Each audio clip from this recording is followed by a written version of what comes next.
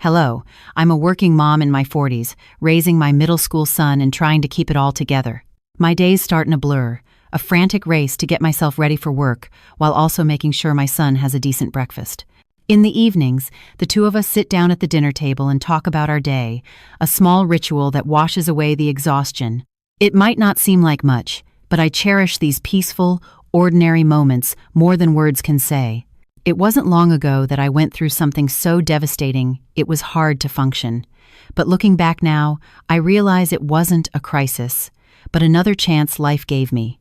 If it hadn't happened, I'd probably still be living in that house, feeling unappreciated and taken for granted. Thinking about it brings a flood of mixed emotions. So, to sort through this complicated heart of mine and maybe offer a little comfort to anyone out there in a tough situation like I was, I decided to share my story. It all started a few years ago, on the day my husband, Michael, got his promotion.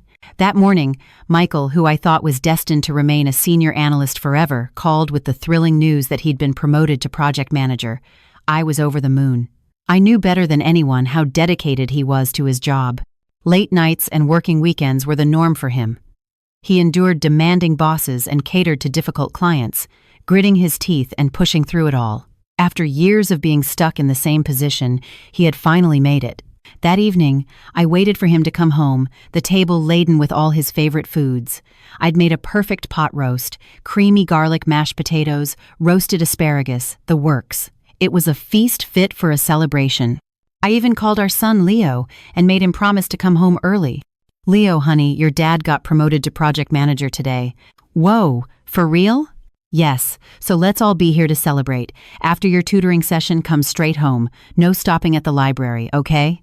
True to his word, Leo came home early and even helped me set the table. But the guest of honor, the star of the evening, was nowhere to be seen. 6 p.m., turned to 7, then 8. We waited and waited, but he never showed, and he didn't answer his phone. By 9, Leo was starving, so I had him eat first. Worried, I kept calling. It was after 10 p.m. when he finally picked up. "Oh, I'm out with the team. You guys go ahead and sleep." That was all he said before hanging up. He must be out celebrating with his colleagues, I thought. He could have at least called sooner. All this food is cold now. I was a little annoyed, but it was his big day, so I decided to let it slide. That night, Michael didn't come home until after 2 a.m. I was woken by the sound of the front door opening, followed by a series of clumsy thuds in the living room. When I went out to check, I found him passed out on the sofa, completely drunk. His suit was a wrinkled mess, his tie loosened around his neck. With a sigh, I tried to help him up and guide him to our room. But as I got closer, I caught a scent that was unfamiliar.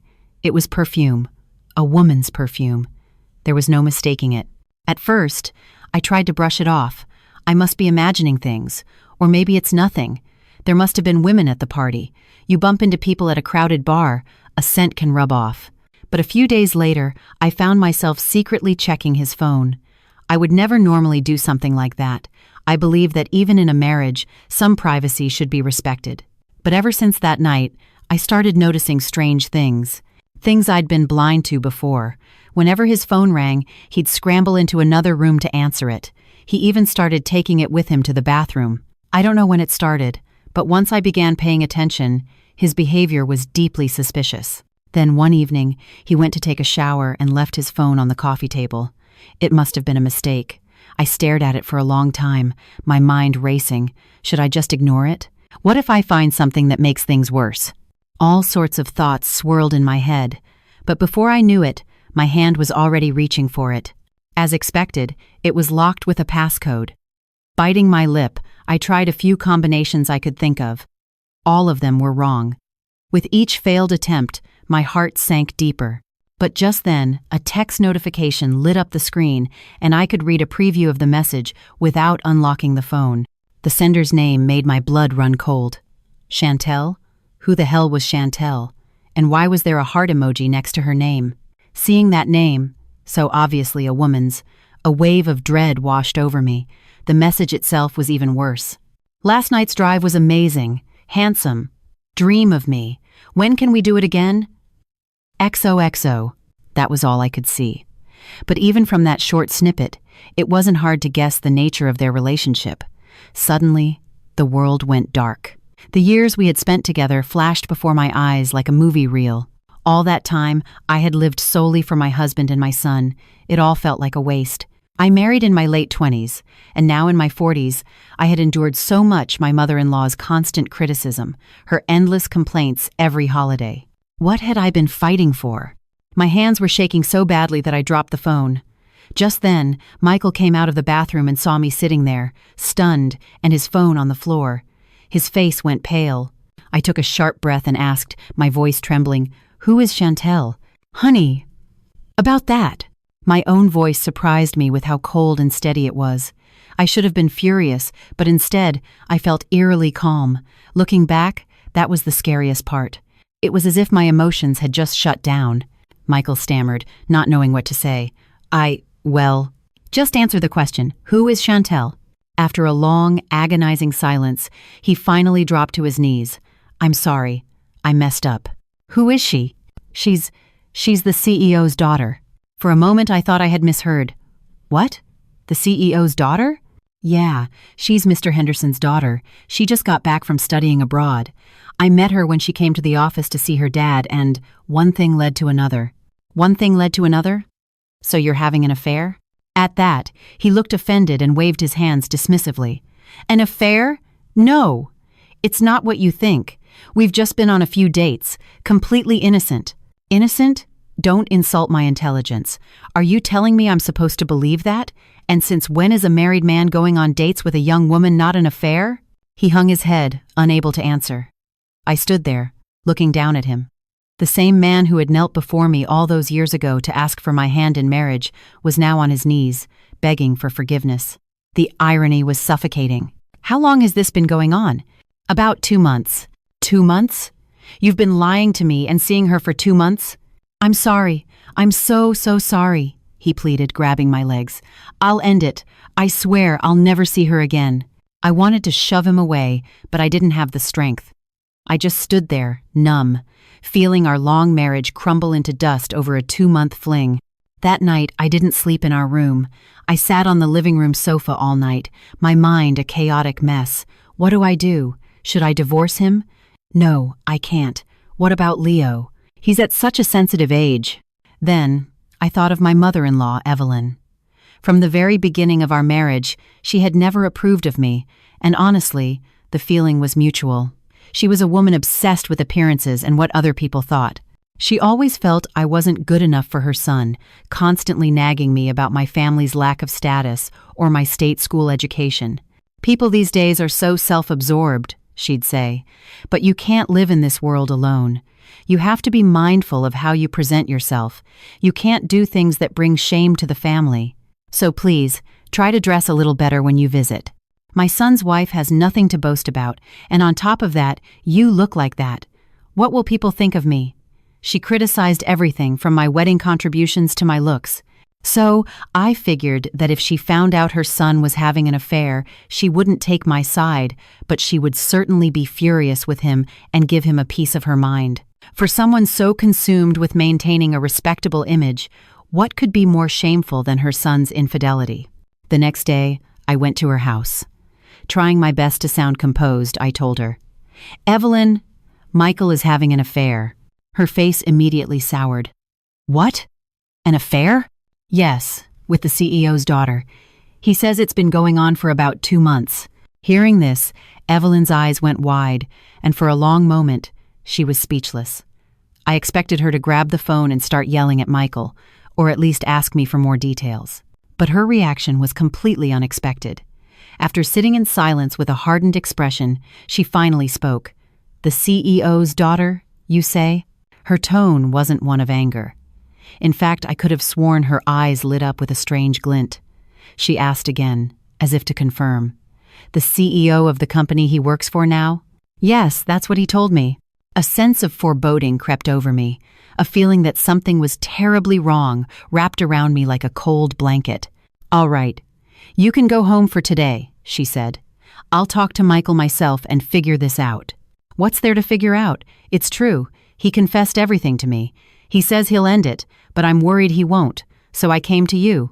I thought you could talk some sense into him." It would be a disaster if Leo finds out. I said I'll handle it, so just go home for now. I need time to think. This is all so sudden, my head is starting to hurt. I'll call you. Just go. She sent me away without another meaningful word. The whole way home, I had a knot in my stomach. Why did she react like that? Normally, she would be throwing a fit, screaming about how she can't show her face in public. Why was she so calm? I didn't know it then, but a sinister calculation was already taking place in her mind. I had no idea what kind of thunderbolt was about to strike me. A few days after my visit, Evelyn called me. "Sarah, I need you to come over tomorrow evening. We have to talk." That familiar sense of dread returned, and I tossed and turned all night. When I arrived at her house, I noticed an extra pair of shoes at the entrance. Looking up, I saw Michael sitting on the sofa next to his mother. I walked in slowly, confused, and sat across from them. Evelyn sat with her arms crossed, staring at me, while Michael wore an unreadable expression. This wasn't how I'd pictured it. Evelyn should have been scolding her son, not sitting beside him like an ally. Then, with a blank face, Evelyn spoke. "You two should just get a divorce." It felt like I'd been hit in the back of the head. "What? Evelyn, what did you just say?" "Are you deaf?" I said, "Get a divorce." "But Michael is the one who had the affair. Why are you telling me to get a divorce without even asking what I want?" Evelyn let out a deep sigh and looked me straight in the eye. I'll never forget that look. It was so greedy, so calculating, so cold. And with that look, she uttered words that will be burned into my memory forever. "What does your opinion matter? That ship has sailed.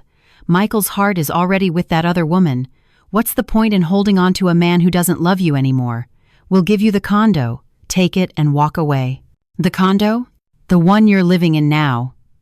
She slid a manila envelope across the coffee table towards me, a smug look on her face. "This isn't a bad deal for you. With real estate prices these days, it was a tough decision, but my son is going to inherit a company. What's one condo in comparison? Take the condo and sign the divorce papers." Time seemed to stop. I could see Evelyn's lips moving, but I couldn't hear a word she was saying. I just sat there in a daze before I finally managed to speak. "Evelyn, I don't understand what you're saying." "Oh, for heaven's sake, stop being so dense. Think about it. If our Michael remarries the CEO's daughter, he could end up taking over the company. My son, a CEO. I thought he'd be stuck working under someone for the rest of his life. But an opportunity like this has fallen into our laps. We can't let it go." That's insane. What CEO in their right mind would let his Ivy League-educated daughter marry a divorced man with a child? That's for them to decide. If Mr. Henderson didn't approve of Michael, why would he have promoted him? Use your head. The man was a senior analyst for years, and just 2 months after meeting the daughter, he's a project manager. It's obvious the CEO likes him. It's only a matter of time before Michael is running the whole show. I was speechless, but Evelyn was on a roll, her excitement growing. And you're not losing out either. Instead of living a life of fighting and misery, you get a fully paid-off condo and a fresh start. It's better for Leo, too. It's healthier than watching his parents at each other's throats. "Evelyn, I've been married to your son for 15 years, and you think it's okay to just tell me to get a divorce like this? And I'm telling you, we're giving you the condo. What more do you want?" I bit my lip and turned to Michael. The man I had trusted, the man I believed would always be on my side, was just sitting there with his head down, silent as a stone. I gritted my teeth. "Don't you have anything to say?"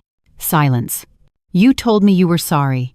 You said you'd never see her again, and now you want a divorce?" Finally, he spoke. I've been thinking about it. And Mom's right. We should just end it." It was so absurd I had to laugh. "What?" "Think about it, Sarah. I'm over 40. I could have been a senior analyst for the rest of my life, but thanks to Chantel, I'm a manager. And what happens if I marry her? I could really become the CEO of this company. Am I supposed to throw away an opportunity like that because of you? So you're just going to throw me and Leo away? You heard my mom. The condo is yours. In fact, you can have all our assets. I don't need that pocket change anymore." "Pocket change? Michael, that's the money we saved, penny by penny, while raising our son. Do you remember how happy you were when we finally paid off the mortgage on that place?" "Of course I remember. And I remember how miserable it was, scraping and saving every dollar. That's exactly why I'm doing this. I want to live a different kind of life now." As he spoke, I could see the greed shining in his eyes. And in that moment, I knew. He's crossed a line he can't come back from. The simple, hard-working man I married is gone for good. It was the same for his mother. She wasn't angry at her cheating son. She was thrilled he'd found a golden ticket. The moment she heard the words CEO's daughter, her conscience flew out the window. She had coached her son, who had been on his knees begging for my forgiveness just days before, to brazenly ask for a divorce. In the face of ambition, his wife and child meant nothing. I felt sick to my stomach. I couldn't stay in that room a moment longer. Fighting to keep my composure, I stood up to leave. Michael saw me and asked impatiently, "Where are you going? You can't just leave. Give us an answer." "I need time to think." As I turned to leave, Evelyn's sharp voice cut through the air. "Think about what? Wasting time won't change anything. Let's not make this harder than it has to be. Just do as you're told." I didn't respond. I just walked out and headed home, her words echoing in my head. Her son would inherit the company, so a condo was nothing. A condo? We had been so happy when we finally bought that place. It was our home. And now, to them, our home, our family, it was all nothing. For the next few days, I walked around in a fog. Food had no taste. Sleep brought no rest. Michael continued to come home late, or rather, he just came home to sleep. He would sneak in after I was asleep, lay out a blanket on the floor, and be gone before I woke up. Should I really get a divorce? The thought consumed me, but I couldn't bring myself to make a decision. Even though he had cheated and turned into this greedy stranger, I couldn't just cut him out of my life after 15 years. And then there was Leo. How could I possibly tell my son that his parents were getting a divorce? The thought alone was paralyzing. But those two didn't even give me enough time to think. About a week later, Michael came home from work with Evelyn in tow. Thankfully, Leo had a late review session at his tutoring center that night. It was a small mercy. I couldn't bear the thought of him witnessing the ugly scene that was about to unfold. Evelyn stormed into the condo with a sour look on her face, Michael trailing behind her. Neither of them looked the least bit sorry. If anything, they looked annoyed, like they just wanted to get this over with. Evelyn plopped down on the sofa and barked, "Sarah, you still haven't given us an answer about what we discussed." "Evelyn," Michael said he'd give me a week. And I have been boiling with frustration, but I held my tongue. "A week is up. Make a decision. We're busy people." She was so shamelessly entitled, like a debt collector. I sighed, looking at the ceiling. "What are you so busy with? Is someone chasing you to get a divorce?" "Of course we're busy. The sooner you sign the papers, the sooner my son can be single again. He needs to be able to see Chantel with a clean slate." "So you're in a rush to kick out the daughter-in-law who gave you a grandson, just so you can welcome a new one? Don't you feel the least bit bad for Leo?" Suddenly, Michael chimed in, "Don't worry about Leo. Of course you'll get full custody. And once I'm married to Chantel, I'll be able to give you more than enough in child support." "What? Are you seriously saying that right now?" "Look, Leo's a smart kid. Let's be honest. How much can a project manager's salary really provide for him? But if I remarry and take over the company, I can get him the best tutors, send him to the best schools. It's better for him in the long run." "You were always so obsessed with Leo, and now you're willing to abandon him just to get remarried? You're just handing me custody like you're getting rid of a burden. I bet she told you she'd marry you, but she won't raise your kid." "That's not it. I'm thinking of you. If I took him with me after the divorce, that would make me a real jerk." "Oh, spare me your fake concern. Leo has to grow up without a father in the house, and you think top-tier tutors are what matters? He's not losing his father. You and I are just splitting up. I'll always be Leo's dad. We'll see each other regularly." He spouted these shameless lines without a hint of hesitation. Barely suppressing the urge to curse him out, I turned to Evelyn. "Evelyn, I haven't made my decision yet. I need more time." Frustrated, Michael jumped in again. "I can't take this. Sarah, why are you dragging this out? Don't you get it? Or do you just have no pride? I don't want you anymore. I don't want to eat with you, I don't want to look at you, and I don't want to live this pathetic, penny-pinching life with you anymore. I'm trying to end this nicely. So why are you making it so difficult? And are you so sure she'll marry you if I divorce you?" "Of course. We're crazy about each other. She tells me every day how much she misses me. She sounds like a real piece of work." "Hey, don't you talk about her like that. Chantel isn't like that. She's so innocent. She's saving herself for marriage." What? Saving herself? That's right. I haven't even been able to properly hold her hand. That's how respectful I've been. Her father must appreciate that about me. I couldn't believe what I was hearing. Not a couple of teenagers, but a woman in her 30s and a married man in his 40s, and he was claiming they hadn't even held hands? Who would believe that? And this husband of mine, so convinced of this ridiculous story that he was willing to give me all our assets just to divorce me, it was beyond absurd. Do you really think that's plausible? Are you sure about her feelings? You're not just chasing a fantasy, are you? Whether I'm chasing a fantasy or drinking poison is none of your business. You think I'd be doing this if I wasn't sure? Just shut up and sign the papers. We promised to get married, but my hands are tied because of my situation. You have no idea what you're talking about. At that, Evelyn glared at me. Exactly. The old car has to move for the new one to come in. You're just standing in the way. She probably feels guilty and is hesitating to move forward, even though they've already promised to marry. It's all your fault. To them, I was nothing more than an obstacle on their highway to success. Just then, Evelyn pulled something out of her purse and slapped it on the table. Sarah, let's be smart about this. These are the divorce papers and the deed transfer for the condo. I'll sign everything over to your name. Let's just sign everything at once and stop seeing each other. I turned my head and stared blankly at the documents. Then I looked up at Evelyn and Michael. Fine. I have no interest in holding on to a man who thinks life is something you can buy and sell. I'll sign. Tell your precious princess I wish her a long and happy life with you. Evelyn's face instantly brightened. So you're agreeing to the divorce? Yes, I'll do it.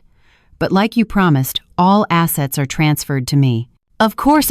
Good, you made the right choice. See? You're a smart girl. She pushed the papers towards me. Here, sign. I took the documents. Okay, then let's go to a lawyer's office and do it properly. Michael, who had been silent, piped up. A lawyer? Why do we need a lawyer for an amicable divorce? You broke your promise to be a faithful husband for life. How can I possibly trust you now? I need someone on my side. We'll do this in the presence of a lawyer. If you don't like it, the deal is off. Michael immediately backpedaled, trying to placate me. No, that's fine. A clean break is better for us too. Let's go. Let's go now. So we went downtown to a law office. There, with a lawyer verifying every step, we signed everything. The divorce agreement, the property transfer documents, and a consent form for the division of our savings and stocks. Once it was all done, Michael practically ran home, excitedly packing his things. As he left, I yelled after him, "Don't be late with the child support payments." He just laughed. Don't worry, once I'm CEO, child support will be pocket change. After he was gone, the silence of the condo descended on me, and reality finally hit. 15 years of marriage, over just like that. It left a bitter taste in my mouth. I was sitting there, numb, when Leo came home.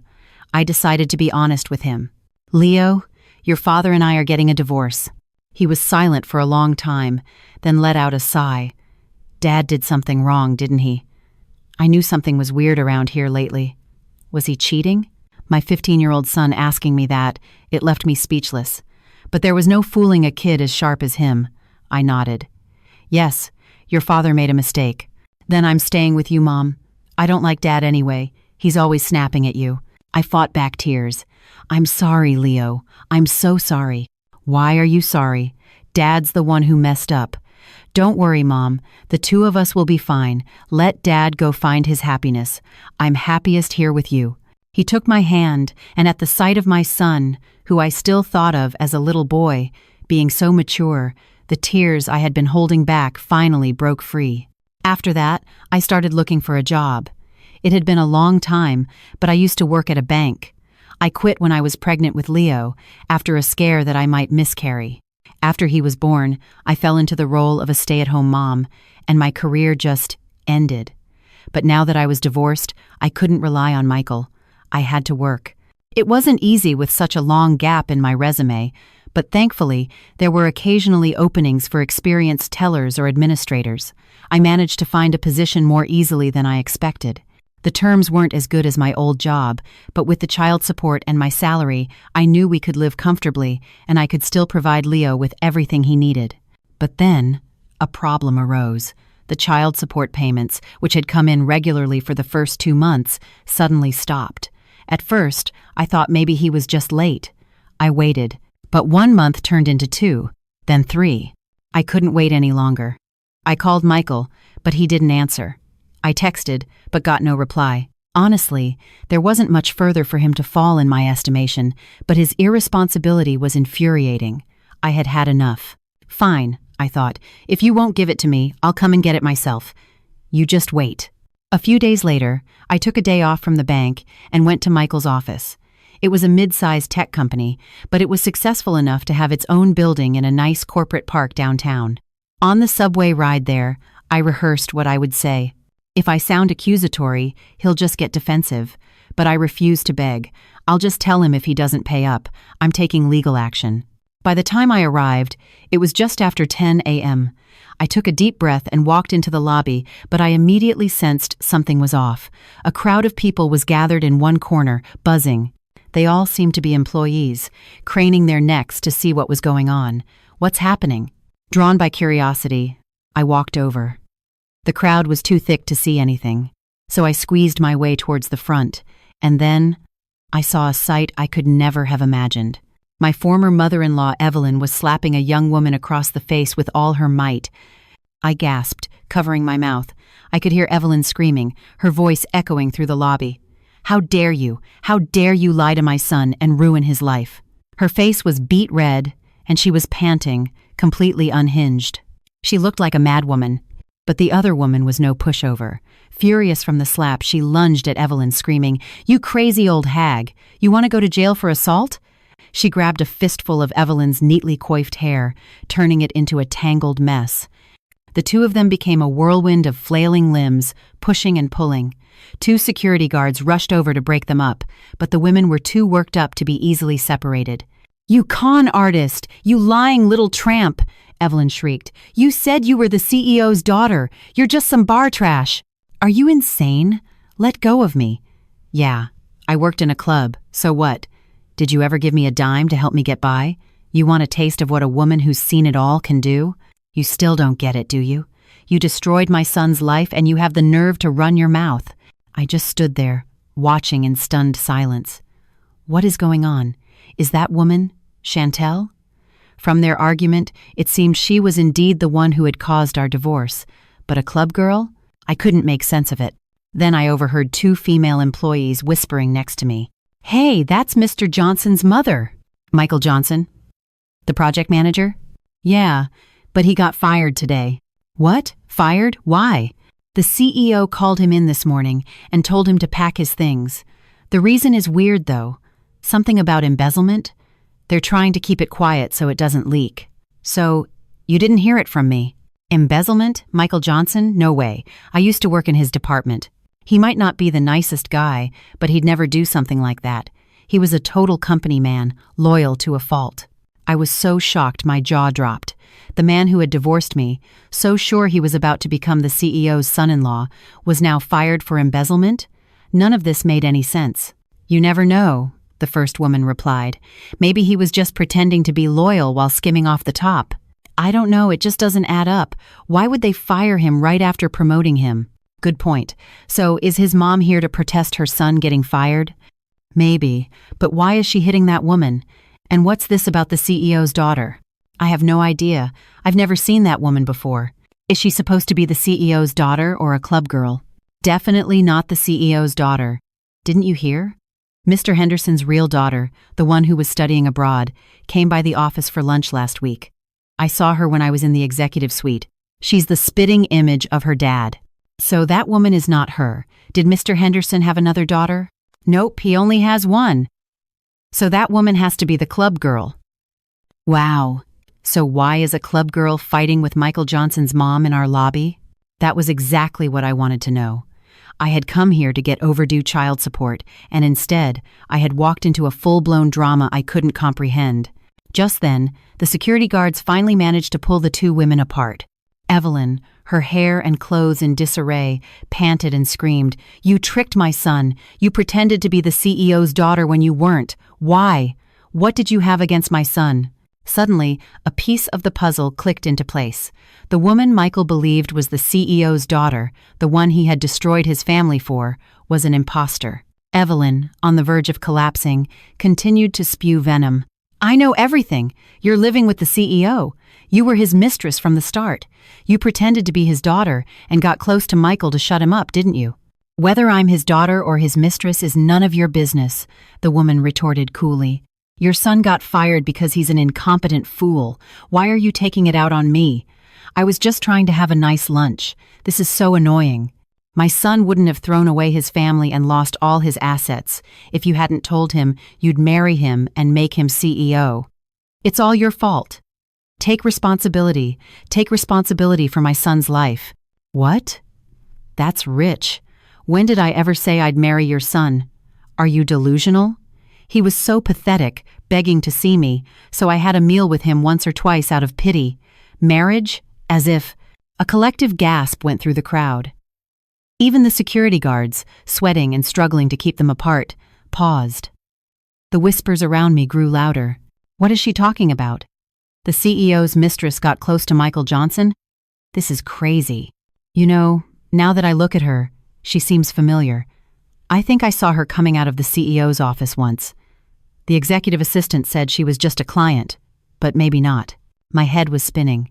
Chantel wasn't just an imposter. She was the CEO's mistress. It was beyond shocking. I was so confused and overwhelmed that I forgot all about why I had come. I just stood there, frozen. My head was throbbing, but one thing was crystal clear. Chantel was not the CEO's daughter, and my ex-husband, who had been preening about becoming the CEO's son-in-law, had been played for a fool. Even then, the woman continued to deny any serious relationship with Michael, while Evelyn sobbed and shrieked that she had ruined her son's life. It was obvious the woman was lying. I had seen the texts. She had clearly been leading him on. There was definitely more to this story, and the embezzlement charge felt wrong. Michael was spineless and cowardly, but he didn't have the guts for a crime like that. After 15 years of marriage, I knew that much. So what? He was framed? Good for him. Served him right. After all his bragging about becoming CEO, he gets played by the CEO's mistress and thrown out with a bogus criminal charge. It was clear I wouldn't be getting any child support today. I decided to pursue other methods and turned to leave. Behind me, I heard Evelyn's voice rise again. "Where do you think you're going, you witch? You're going to pay for my son's life." "Oh, yeah? I'm calling the police." "Go ahead, call them. I'll tell them everything about your fraud, and we'll see who's in the wrong." The security guards jumped back in. The employees started murmuring again, and the lobby descended back into chaos. I walked out of the building without looking back. Whatever was going on, it wasn't my problem anymore. The only thing that mattered to me now was getting the child support Leo was owed. So instead of confronting Michael, I decided to go through the courts. I contacted the lawyer who handled my divorce and started the process to enforce the payments. It was cleaner and more reliable. But a few days later, something unexpected happened. I got home from work and saw someone huddled on the ground in front of my condo door. At first, I couldn't tell who it was. Their hair was a mess, their clothes were rumpled and dirty. It wasn't until I got closer that I realized it was Michael. He looked awful. This pathetic figure was a world away from the arrogant man who, just a few months ago, was boasting about becoming CEO.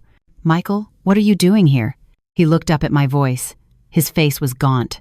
He had lost so much weight. "Sarah, what are you doing here looking like a bum? What if Leo sees you?" "I had to talk to you." "Talk about what? I have nothing to say to you. Unless you're here to give me the back pay for child support, you can leave right now." "Sarah, please, just listen to me. I'm begging you." "Keep your voice down. The neighbors will hear." I gritted my teeth and reluctantly let him inside. I hated it, but I couldn't have him making a scene in the hallway. "Leo will be home from his tutoring soon, so make it quick." Michael collapsed onto the sofa and buried his face in his hands, his shoulders shaking with sobs. I was completely fooled. About what? Chantel. She wasn't the CEO's daughter. "I know. I saw your mother's little performance in the lobby of your old office." His head snapped up. "You saw? You were there that day?" "Yes. You weren't answering your phone, so I went to get the child support money and got a front row seat to the freak show. Your mother slapping that woman, pulling her hair." He hung his head again. "Then you know. You know what a fool I was." I crossed my arms. "And what does that have to do with me? Whether you were fooled or not is no longer my problem. Just give me the money you owe. Please, just hear me out. I was set up. They used me from the very beginning." He started talking, his voice choked with tears. "I first met Chantel in the CEO's office. It was late. I had to stay behind to fix a report. Everyone else had gone home. You know how dedicated I was to that company. By the time I finished, it was after 10 p.m. I was going to leave the corrected report on the executive assistant's desk, so Mr. Henderson would see it first thing in the morning. As I was leaving the executive suite, he and Chantel came out of his office, laughing. I stared blankly at the wall, feigning disinterest, but he continued, lost in his own narrative. Mr. Henderson introduced her to me as his daughter, who had just returned from studying abroad. I knew he had one daughter, so I didn't suspect a thing. I just thought it was a father and daughter enjoying a late-night chat. But then, Chantel started contacting me, asking me to lunch, to the movies. A beautiful, rich, young woman was throwing herself at me. What man could resist? Especially the CEO's daughter. I snorted, but he didn't seem to notice. But then, a little while ago, the real daughter showed up at the office with her mother. You can't imagine how shocked I was. I did some digging and found out the truth. That tramp wasn't his daughter, she was his mistress. They even had an apartment together by the river. And why did she pretend to be his daughter and approach you? I was a little curious now, but I kept my voice flat, knowing he would tell me anyway. Sure enough, he gritted his teeth. The CEO was worried I had figured them out that night and that I might spread rumors. So he told Chantel to pretend to be his daughter to keep me close, to monitor me and make sure I didn't say anything. What? And you mistook that for love and divorced me for it? No wonder she wouldn't let you hold her hand. He probably told her you could look, but not touch. She was his property. You idiot. I had tried to stay detached, but his stupidity was just too much. I didn't know. She was so good to me. She always wanted to see me. She said yes when I talked about marriage. I really thought I was going to be the CEO's son-in-law. Were you blind? A CEO's daughter in her late 20s, throwing herself at a married, middle-aged analyst, and you didn't find that suspicious? You were nothing more than her glorified servant, carrying her shopping bags, saving herself for marriage? My ass, you weren't even treated like a human being. He nodded miserably. You're right, I was a fool. But I was set up. I wanted to show her, and her father, that I was serious, that I was all in. That's why I left my family. To show them I was willing to put everything on the line for her. But then the real daughter showed up. You have no idea the panic I felt. I went to Mr. Henderson, and he just threatened me, told me to keep my mouth shut. Threatened you? His fists clenched. He said if I breathed a word about Chantel, he would ruin me. He told me to just quietly leave the company. But it wasn't fair. I had lost my family, all my assets. I refused. So he framed me for embezzlement and kicked me out. He said he'd keep the embezzlement rumor inside the company if I went quietly, but if I made a fuss, he'd make sure I could never get another job in the industry. So you just packed your bags and left? What else could I do? If I was officially branded an embezzler, I'd be finished. I still have to make a living. But then Mom heard about it and lost her mind. She went to the office and blew everything up. Mr. Henderson had promised to keep it quiet if I just left, but because of Mom's scene, everyone at the office found out, and I guess his wife heard about it too. Of course she did. Did you think he could keep a mistress and a secret apartment forever? The truth always comes out. The problem is, his wife is the majority shareholder. The company was originally her family's. He was just the guy who married the boss's daughter. So she kicked him out, and I heard she completely ruined Chantel too. Good for her. Sounds like everyone got what they deserved. But what does any of this have to do with me? Your revenge was served up on a silver platter by the CEO's wife. No, because I got caught in the crossfire. They made the embezzlement charges stick. Now I'm blacklisted. I can't get a job anywhere in this field. So, Sarah, please, take me back. I was wrong. I swear, I'll spend the rest of my life living for you and Leo. I swear it. He suddenly threw himself on the floor, pressing his forehead to the ground in a full bow. But all that came out of my mouth was venom. Are you out of your mind? Are you seriously saying this to me? You heard me. I never even had a real relationship with her. We just had meals, went to the movies. I followed her around while she shopped. I was just her glorified errand boy. It wasn't even a real affair, was it? I stared down at him for a long moment. For that not a real affair, you and your mother put me through hell. For that insignificant relationship, you destroyed our 15-year marriage and abandoned your son.